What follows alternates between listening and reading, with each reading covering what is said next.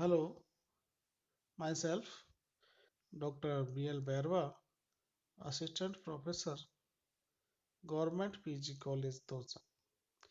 प्रिय विद्यार्थियों, आज हम प्रिय प्रवास के छठे सर्ग की शुरुआत के जो 40 पद हैं उनकी व्याख्या का अध्ययन करेंगे। आज की इस व्याख्यान श्रृंखला के अंतर्गत हम छठे सर्ग के शुरुआत के 4 पदों की व्याख्या करेंगे। व्याख्या करते समय हमें यह ध्यान रखना होगा कि सबसे पहले हमें संदर्भ लिखना होगा, नंबर 2 प्रसंग, नंबर 3 व्याख्या, नंबर 4 विशेष। तो 4 भागों में हम व्याख्या को विभाजित करते हुए आगे बढ़ेंगे। तो जो ये पद यहाँ दिया गया है, यदि इस पद की व्याख्या हम प्रतियोगी परीक्षा में करें तो पाएंगे। सर्वप्रथम हम संदर्भ लिखेंगे। तो संदर्भ के अंतर्गत सबसे पहले क्या लिखना होता है कि उपर्युक्त पद्यांश, पद्य में आया है तो पद्यांश, उपर्युक्त पद्यांश हमारी पाठ्य पुस्तक आधुनिक काव्य में संकलित अयोध्या सिंह उपाध्याय हरियोद्ध द्वारा रचित प्रिय प्रवास के छठे सर्ग से ली गई है। अब प्रसंग की बात करें तो लेखक ने इस प्रसंग में यह बताया है कि श्री कृष्ण अक्रूर जी के साथ ब्रज को छोड़कर मथुरा चले गए हैं। तो श्री कृष्ण के वियोग में ब्रजवासियों की क्या हालत हो रही है, वो कितने व्यथित है, विरह की आग में किस तरह तप रहे हैं, इसका वर्णन यहाँ किया गया है। देखिए व्याख्या। धीरे धीरे दिन गत हुआ, पद्मिनी नाथ डूबे, दौसा आई फिर गत हुई, दूसरा बार आया, यूं ही बीती विपुल घड़ियां, ओ कई बार बीते, कोई आया न मधुपुर से, ओ न गोपाल आए। बिल्कुल सिंपल है, सरल शब्दों का प्रयोग यहाँ हुआ है। शुद्ध खड़ी बोली हिंदी है, मंदाक्रांता छंद इसमें दिया गया है। धीरे धीरे दिन गत यानी डूबना, छिपना, धीरे धीरे दिन चला गया, पद्मिनी नाथ डूबे, पद्मिनी के नाथ यानी धरती के स्वामी कौन? सूर्य। पद्मिनी नाथ का अर्थ होता है सूर्य। सूर्य जी डूब चुके हैं यानी दिन छिप गया है, पद्मिनी नाथ डूब चुके हैं। दोसा आई, दोसा यानी रात्रि, रात्रि आई, फिर गत हुई, फिर चली गई, रात्रि भी चली गई, और उसके बाद क्या आया? दूसरा बार आया, दूसरा दिन आ गया। यूं ही इसी प्रकार विपुल यानी बहुत सारी घड़ियां, और कई बार यानी विपुल समय, और कई बार बीत चुके हैं, यानी धीरे धीरे दिन डूब जाता है, रात आती है, फिर दूसरा बार आ जाता है। इस प्रकार कई दिन बीत चुके हैं, और कई दिन व्यतीत होने के उपरांत भी मथुरा से, मधुपुर यानी मथुरा से कोई भी नहीं आया, ना गोपाल आए, ना श्री कृष्ण आए हैं, ना श्री कृष्ण का संदेश लेकर कोई आया है। ठीक। दूसरा पद, ज्यों ज्यों जाते दिवस, चित्त का क्लेश था वृद्धि पाता, उत्कंठा थी अधिक बढ़ती, व्यग्रता थी सताती। ज्यों ज्यों दिन, दिवस यानी दिन जाते थे, तो त्यों त्यों ही जो हमारा चित्त है, हमारा मस्तिष्क है, जो हमारा मन है, उसके अंदर जो व्याप्त क्लेश था, जो दुख था, वो बढ़ता ही जाता था। किसके वियोग में? श्री कृष्ण के वियोग में। उत्कंठा थी अधिक बढ़ती, व्यग्रता थी सताती, उत्कंठा बढ़ी हुई थी और उनसे मिलने की जो आकुलता है वो हमें रात दिन सताती रहती है। होती आके उदय उर में घोर उद्विग्नताएं, और हमारे उर यानी हृदय के अंदर आकर बहुत सारी उद्विग्नताएं, चिंताएं, उद्विग्नता यानी चिंताएं हमारे हृदय में उत्पन्न होती और हमें व्याकुल करती रहती है। देखे जाते सकल ब्रज के लोग उद्भ्रांत से थे, और इस प्रकार श्री कृष्ण के वियोग में सारे ब्रजवासी भ्रमित से दिखाई देते हैं। उद्भ्रांत, उद्भ्रांत यानी भ्रमित। तो इन दोनों पदों में मंदा क्रांता छंद का प्रयोग लेखक ने किया है। भाषा की दृष्टि से हम देखें,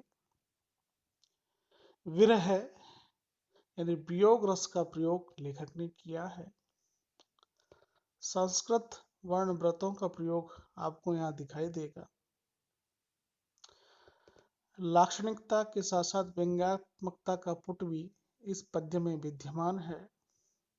भाषा सहज शुद्ध खड़ी बोली हिंदी है। कठिन शब्दों की हम बात करें तो पद्मीनाथ यानी सूर्य, दोषा यानी रात्रि, है ना, मधुपुर यानी मथुरा, चित्त यानी मस्तिष्क, व्यग्रता यानी व्याकुलता, उर यानी हृदय, उद्विग्नता यानी चिंताएं, उद्भ्रांत यानी भ्रमित होना। ठीक है, अब हम आगे का पद देखते हैं। खाते पीते गमन करते, बैठते और सोते। ब्रजवासियों की जो दिनचर्या वो क्या हो गई है कि वो खाना खाते हैं, पानी पीते हैं और अपने दैनिक जीवन के कार्य करते समय गमन करते हैं। गमन यानी आना जाना। बैठते हैं और सोते हैं। ये दिनचर्या होगी, खाना पीना, चलना, बैठना, सोना। आते जाते वन अवनी में गौधनों को चराते। अब वन यानी जंगल, अवनी यानी पृथ्वी, पृथ्वी का पर्यायवाची अवनी, गोधन यानी गो प्लस धन, गाय का धन यानी गाय और गाय के बछड़ों को चराने का काम वो ब्रज की जो जंगल थे, ब्रज की जो धरती थी उस पर करते थे। खाना पीना, उठना बैठना, सोना और ब्रज के जंगलों में, ब्रज की धरती पर जो गाय है उन गायों को चराने का काम ब्रजवासी करते हैं। देते लेते सकल ब्रज की गोपियां गौ पजों के, जी में होता उदय यथा क्यों नहीं श्याम आए। सकल ब्रज की गोपिका जो श्री कृष्ण से प्रेम करती थी, जो श्री कृष्ण के चले जाने के उपरांत विरह की आग में जल रही थी, वो गौपजों यानी बछड़ा, गौ ने जिसको जन्म दिया, गाय ने जिसको जन्म दिया, यानी किसको? बछड़ों को लेती देती थी, उनके प्यार से लेने देने का कार्य करती थी। पर उन बछड़ों को परेशान करते समय, उनको प्यार करते समय, दुलार करते समय हृदय के अंदर यही भाव उत्पन्न होता था, यही भाव उदय होता था कि श्री कृष्ण, श्री श्याम क्यों नहीं आए। ऐसा क्या हुआ कि श्री कृष्ण हमें तो भूले, मगर क्या इन गोपजों को भी भूल चुके हैं। ठीक है, इस तीसरे पद में भी बंदा क्रांता छंद का प्रयोग हुआ है। शुद्ध खड़ी बोली हिंदी का प्रयोग यहाँ दिखाई देगा। संस्कृतनिष्ठ शब्द बाहुल्य भी यहाँ पर है।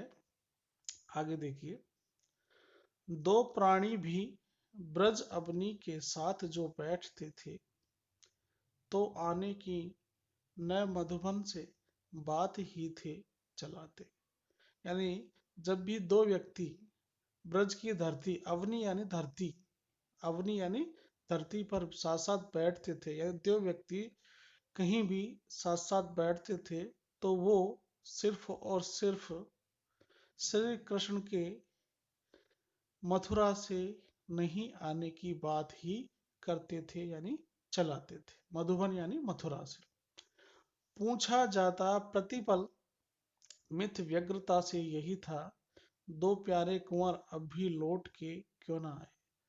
आपस में जब बात करते थे तो प्रतिपल, प्रतिथल यानी हमेशा हर जगह यही सत्य था कि दो प्यारे कुंवर, दो कौन कौन से कुंवर थे? श्री कृष्ण और उनके बड़े भाई दाऊ बलराम। तो बलराम और श्री कृष्ण मथुरा से लौटकर ब्रज नहीं आए हैं। प्रतिपल मिथ यानी हर जगह यही सत्य है, हर जगह यही सत्य था। चारों ओर व्यग्रता ही व्यग्रता दिखाई देती थी। सारे लोग यही बात करते थे कि मथुरा से दो राजकुमार वापस नहीं आ रहे हैं, नहीं आए हैं। आवासों में, सुपरिसर में, द्वार में, बैठकों में, बाजारों में, विपणी सब में, मंदिरों में, मठों में आके ही आने की ही न ब्रजधन के बात फैली हुई थी। आवासों में, अच्छे अच्छे परिसरों में, द्वारों में, बैठकों में, बाजारों में, विपणी यानी व्यापारियों में, मंदिरों में, मठों में ब्रजधन के बात फैली हुई थी। न आने किसके? श्री कृष्ण के ब्रज में नहीं आने की बात फैली हुई थी कि श्री कृष्ण मथुरा को छोड़कर ब्रज नहीं आ रहे हैं। ये सारी चर्चा कौन कर रहे थे? हर आवास में, यानी प्रत्येक घर में, प्रत्येक परिसर में, हर द्वार पर, हर बैठकों में, जहां भी पूरा जो ब्रज था, सारा ब्रज हर जगह यही चर्चा कर रहा था कि जो ब्रज का धन है, इस ब्रज की जो शान है, इस ब्रज का जो हीरा है श्री कृष्ण, वो नहीं आ रहा है। ऐसी चर्चा चारों ओर फैली हुई थी। कुंजों में, ओ पथ अपथ में, बाग में और वनों में, कुंज कलियों में, रास्तों में, बगीचों में, वनों में, चारों ओर जहां जहां ब्रज फैला हुआ था, वहां वहां श्री कृष्ण के नहीं आने की चर्चा आग की तरह फैली हुई थी। यानी जो ब्रजवासी हैं, जो ब्रज की गोपिकाएं हैं, जो श्री कृष्ण से अटूट प्रेम करती हैं, जिनकी पवित्र प्रेम भावना है, वो सब श्री कृष्ण के मथुरा चले जाने के उपरांत विरह व्यथा से व्याकुल होकर उनके आने नहीं आने की चर्चा हर पल, प्रतिपल, क्षण क्षण करते रहते हैं। तो इस प्रकार इन पदों में हम देखते हैं कि जो श्री कृष्ण है वो मथुरा से लौटकर ब्रज नहीं आ रहे हैं, तो उनकी विरह व्यथा का यहाँ प्रयोग किया गया है। मंदाक्रांता छंद है। तो इस प्रकार यह व्याख्या आपके समझ में आई होगी। नेक्स्ट